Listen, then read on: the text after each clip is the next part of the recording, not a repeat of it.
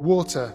You might not see it, but this is probably the strangest thing in the universe. Here's why.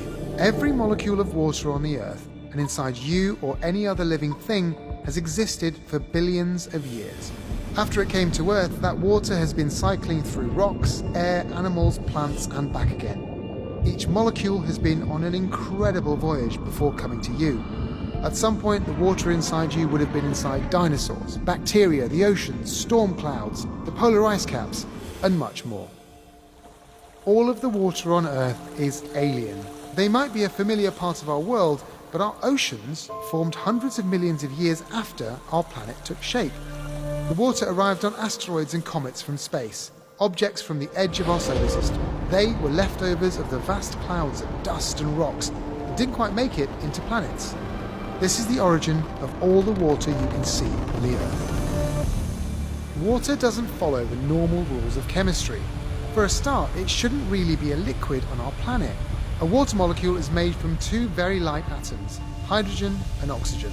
And at the temperatures and pressures on the surface of the Earth, the rules of chemistry say that water should be a gas. And unlike any other chemical, when water freezes, it expands.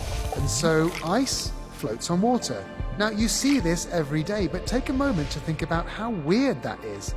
Over time, this odd behavior has been very useful. By insulating the water underneath, floating ice has enabled complex life to survive and evolve on our planet, despite the many ice ages that have frozen the Earth's surface solid. And the strangeness just goes on and on. Did you know that hot water freezes faster than cold? Yes, really. No one knows why. Water molecules can flow upwards against the force of gravity. That's because they love to stick to each other. They're so good at it that they can actually pull each other up through tiny channels, such as the tiny blood vessels in your body.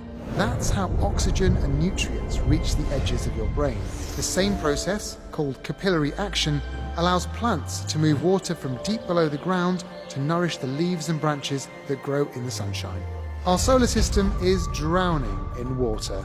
Once upon a time, we thought that we were alone on Earth with so much water. But in fact, it's the second most common molecule in the universe. We now know there's water on the Moon, on Mars, Pluto. In fact, there's H2O on almost every object in our solar system. And where there's water, there could be life.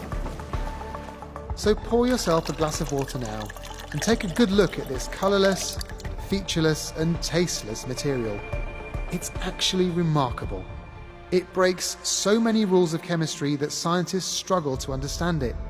But without its rebel behavior, none of us, nor our world, would exist. You're only here watching this video because water is so strange.